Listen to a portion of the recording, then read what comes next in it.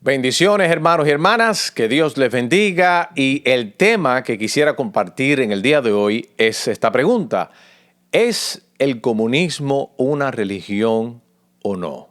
¿Pudiera el comunismo ser una religión? Ese es el tema del día de hoy. Bueno, cuando hablamos de religión, tenemos que hablar, la religión, entenderla, el fenómeno de religión, entenderla como en un espectro.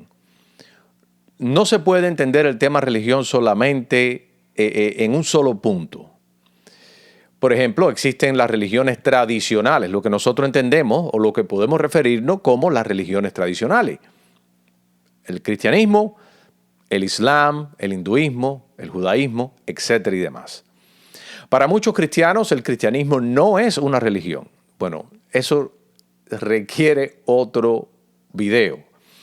Pero solamente con decir que en un sentido el cristianismo sí es una religión, en otro sentido no. En otro sentido no es una religión.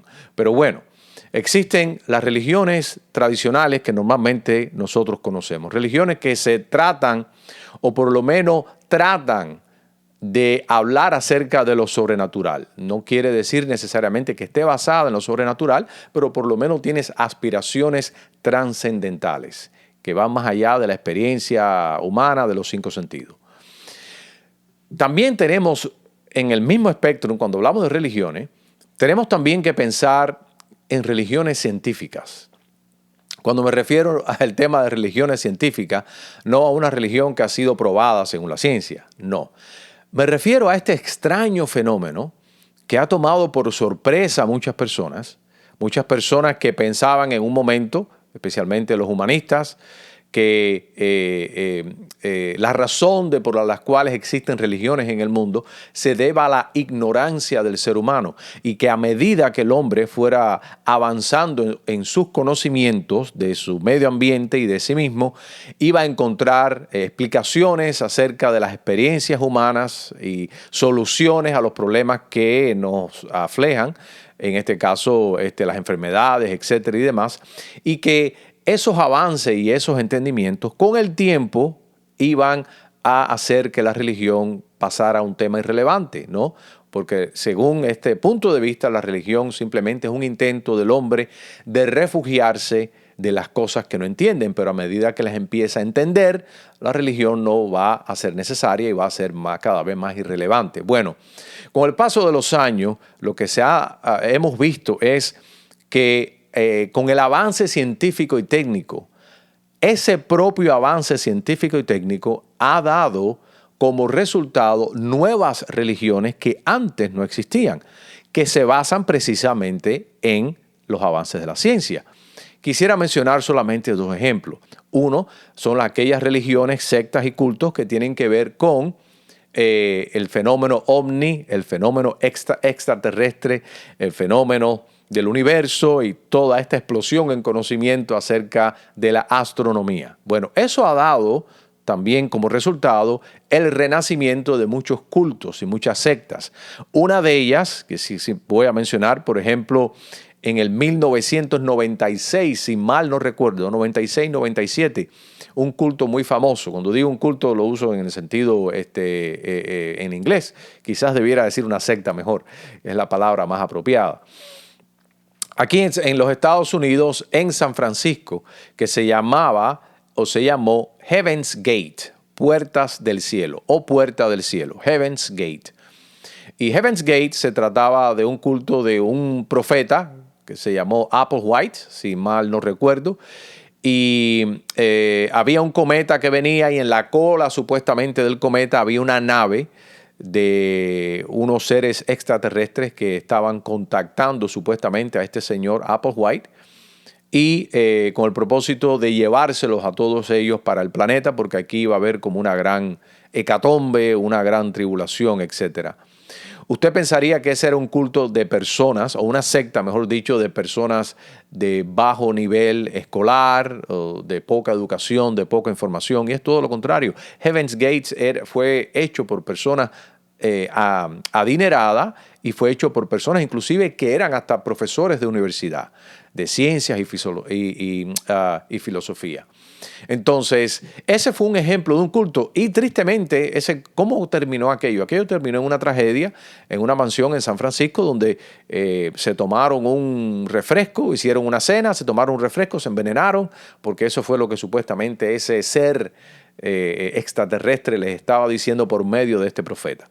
Bueno, eso es uno de los ejemplos de religiones que ha sido el resultado directo de la explosión científica.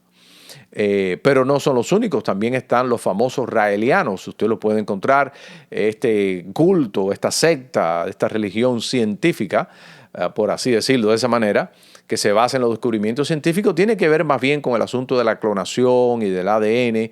Ellos querían clonar efectivamente un ser humano, etc. Y eso es una religión también.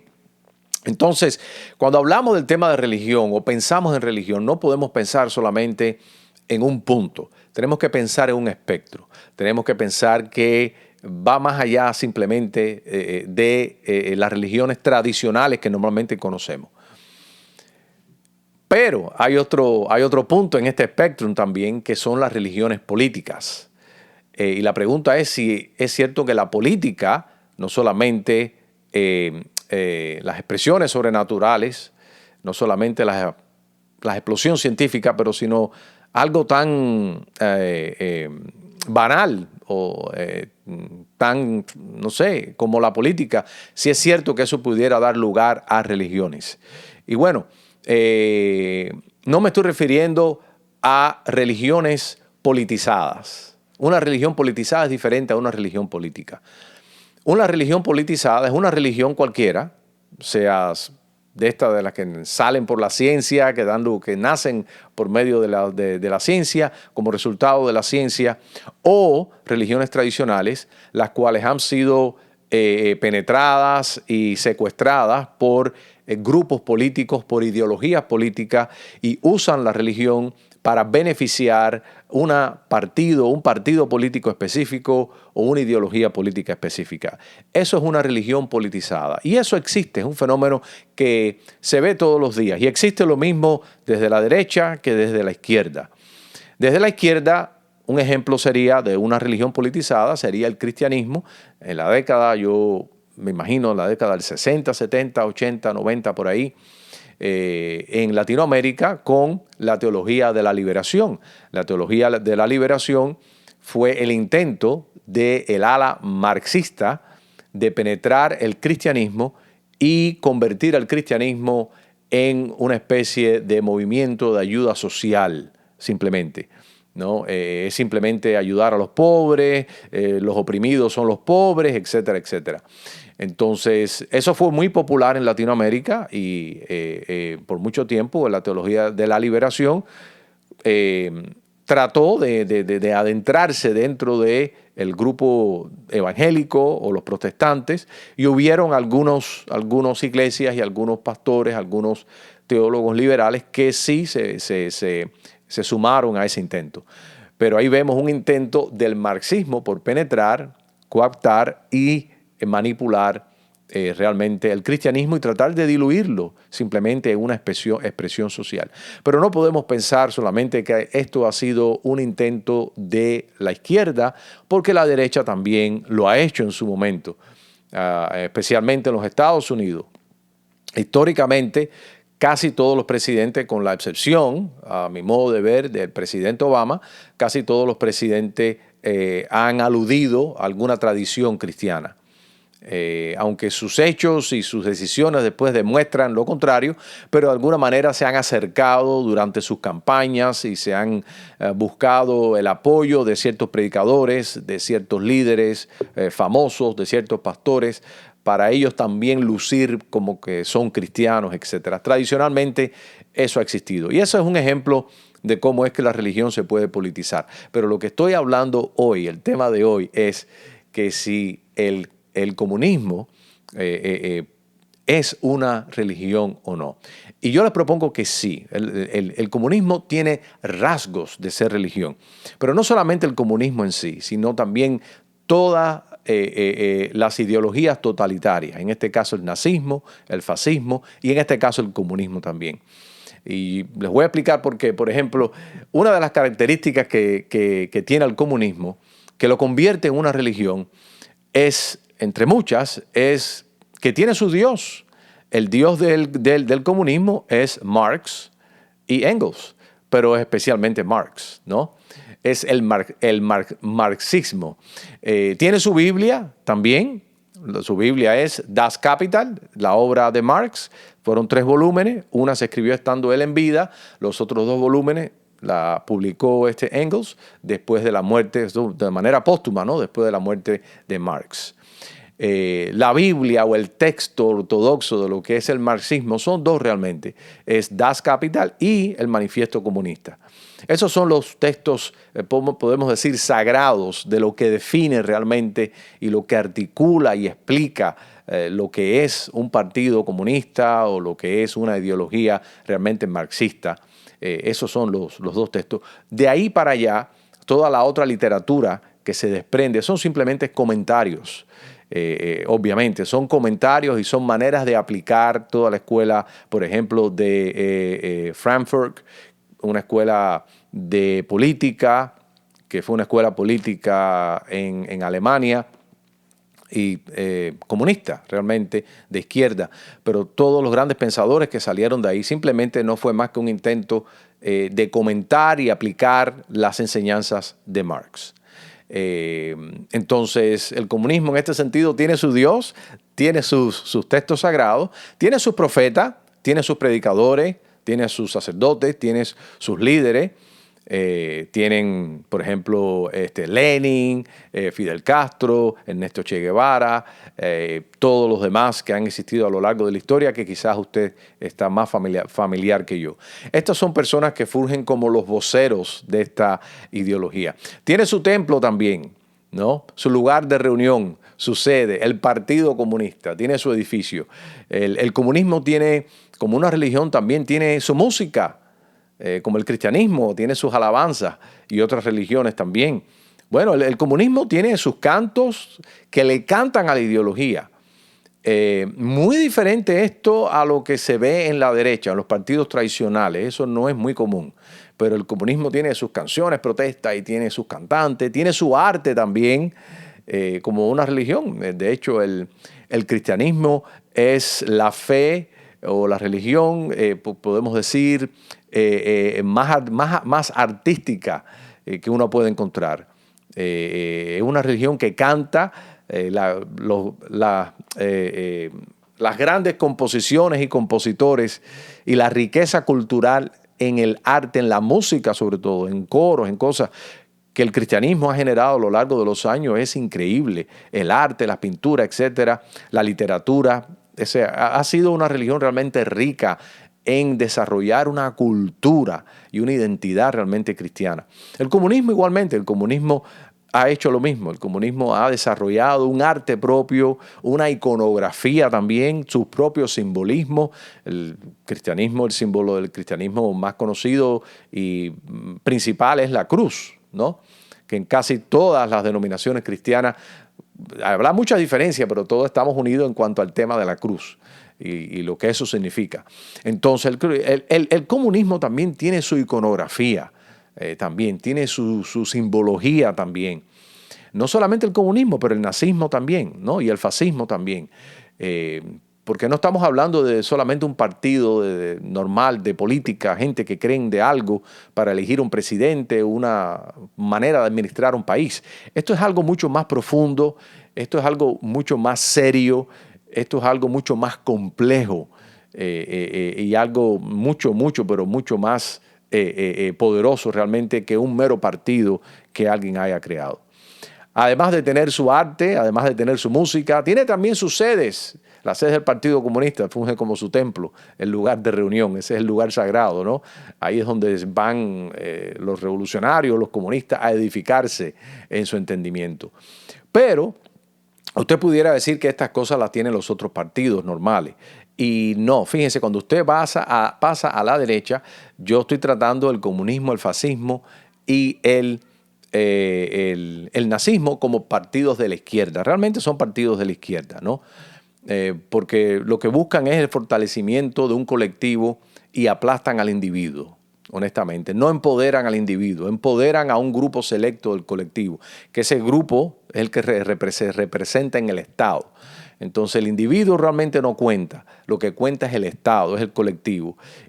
Mientras que en la derecha lo que se empodera realmente es al individuo a expensas del colectivo, a expensas del Estado, ¿no? En la izquierda realmente se busca que el colectivo absorba al individuo. El individuo pierda su identidad y asuma y se sume y asuma la identidad del colectivo. Pero en la filosofía de la derecha es al revés. El individuo no se le exige o no se le espera necesariamente que se sume a ningún colectivo, sino que sea él o ella su propia persona, y por eso existe lo que es la democracia, ¿no? Porque la democracia es que todos tengamos una voz y una representación.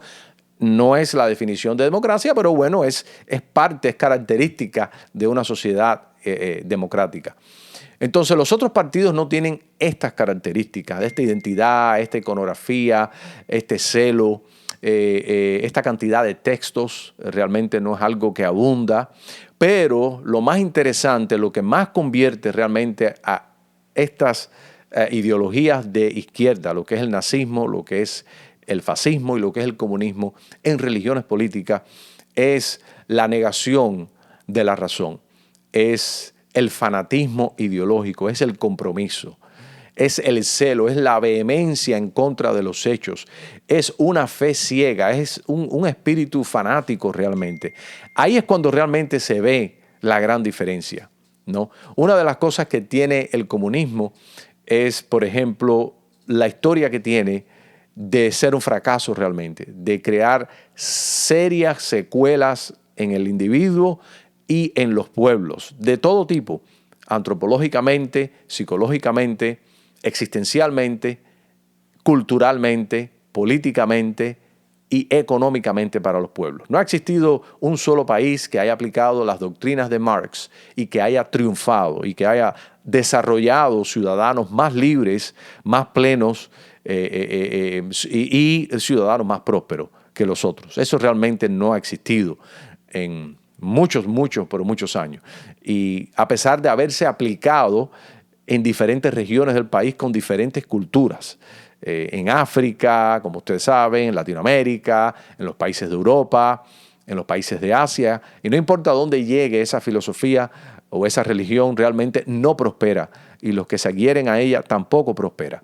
Bueno, eso es un dato científico histórico que se toma en cuenta y que debe de tomarse en cuenta a la hora de aceptar el marxismo como una propuesta válida y real y buena y positiva para la humanidad. Lo que sucede es que los adeptos al marxismo rehúsan entender cuando uno les explica, uno les enseña, uno ve los datos, trata de razonar. Entonces lo que vemos es un compromiso a no razonar, y eso realmente es lo que lo convierte en una secta, lo convierte, o sea, las propuestas del marxismo son propuestas, no son propuestas normales, son propuestas exclusivistas, son propuestas que excluyen a todo el mundo. El marxismo no es una filosofía que puede sobrevivir, como es una ideología totalitaria, no puede sobrevivir al margen de otra filosofía, no puede, es algo que o es a la manera de ellos o no es a ninguna manera, ¿no? En este caso Jesucristo es algo sobrenatural. Él dice, el único camino al Padre es Él, ¿no? Yo soy el camino, la verdad y la vida. Nadie viene al Padre si no es por mí, porque Él es el Señor. Entonces, en la cosmovisión cristiana existe ese espacio sobrenatural para que Dios en Jesucristo se revele y nos dé ese mensaje, esa revelación absolutista, porque nosotros creemos en valores absolutos y en un Señor absoluto y en una revelación absoluta. Pero en el caso del marxismo están iguales lo que lo niegan, porque ellos creen que el único camino realmente al éxito, a la justicia social y a todas estas cosas es realmente las propuestas de ellos, es el marxismo, y todo lo demás es una herejía, todo lo demás está equivocado. Y hablando de herejía, la religión del marxismo tiene también sus herejías y tiene sus herejes. Sí, todas aquellas personas que no estén de acuerdo o que disientan o que estén en desacuerdo, pues son considerados como herejes realmente y se trata y se persigue y se castiga también, ¿no? Es algo tremendo. El marxismo también busca cambios en el ser humano. A diferencia de otros sistemas de política, el comunismo y el marxismo tienen aspiraciones metafísicas, tiene aspiraciones de cambiar al ser humano. El marxismo habla del nuevo hombre, lo mismo que el nazismo, el superhombre también. Y el marxismo también habla de una utopía. Ellos buscan de una manera de establecer el cielo en la tierra, en la humanidad, una utopía, un final feliz, ¿no? Eh, eh, Casi todas las religiones tienen algún sentido de un final feliz para la humanidad o para el hombre, o la mujer en este caso. Entonces, todas estas características separan al marxismo, separan al comunismo del resto realmente de las propuestas políticas que no son tan vehementes, que no son tan agresivas, que no tienen esas propuestas, que no tienen ese sentimiento de exclusividad y que no rehúsan necesariamente razonar. No rehúsan necesariamente razonar. El marxismo clásico, ¿no? No realmente acepta diferentes variantes. No acepta realmente desacuerdos. No acepta realmente desacuerdos. No hay lugar, no hay espacio para los desacuerdos. Por eso es que los marxistas al final tienden a ser totalitarios y tienden a ser dictatoriales y déspotas, porque se refugian y se avalan en su propia ideología. Y la ideología de ellos le alimenta el despotismo, ¿no? Encima de todo, el marxismo se ve superior a todas las cosas, a todo lo demás. Pero vuelvo y repito, es ese fanatismo que para mí es la tapa del pomo, realmente que lo distingue como una religión, porque hace que eleva a la filosofía política, eleva al sistema político a una altura como si fuera incapaz de equivocarse. Le da un estatus por encima de todo y por encima de todos, realmente. Es ese fanatismo de no querer ver. Tiene su propio martirologio también.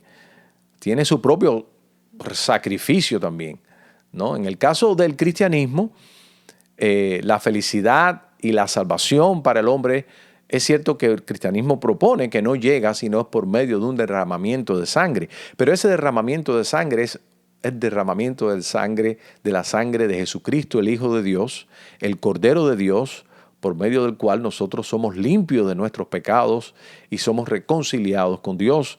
Y Dios cancela y perdona la deuda que tenemos con Él por nuestra naturaleza pecadora y nuestra historia de pecado, porque Cristo paga el pago, por así decirlo, valga la redundancia, de nuestros pecados. El marxista entiende esto de otra manera.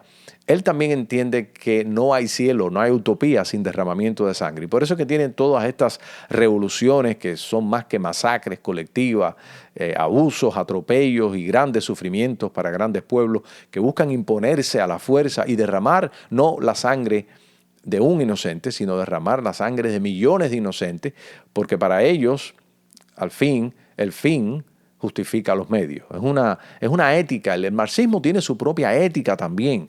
El cristianismo tiene también su propia ética. La ética cristiana es la ética de las virtudes.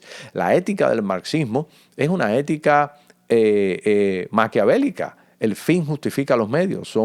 Es una filosofía amoral, ¿no? La moral no importa. Lo que importa realmente es alcanzar el fin, ¿no? El fin de la meta de lo que propone el marxismo, la eliminación de clase, todas esas cosas, ¿no?, que uno normalmente ve. Entonces, para llegar ahí tienen que pasar por atropellos, tienen que pasar por revoluciones. Ellos lo saben, ellos lo admiten. Si usted lee, por ejemplo, el Manifiesto Comunista, habla claramente de la dictadura del proletariado, o sea, admiten que es una dictadura, pero ellos dicen que es la dictadura del proletariado y no, realmente es la dictadura al proletariado por una élite realmente es lo que es. Pero bueno, aquí usted tiene las razones de por qué realmente los marxistas que realmente son marxistas, se comportan tan agresivos muchas veces, tan irracionales, se comportan a veces tan hostiles, no solamente a las personas que los retan, pero sino también a la lógica y a la razón y a la propia historia, porque están comprometidos a una ideología de manera fanática, están ciegos, no quieren razonar, no quieren ver, no les interesa, no tienen lógica para hablar, no tienen lógica para debatir, no tienen realmente, no les interesan ciertos valores, los valores democráticos, el derecho a la persona, nada de estas cosas. Y estas son características de un fanatismo. Estos son ya características de un fanatismo.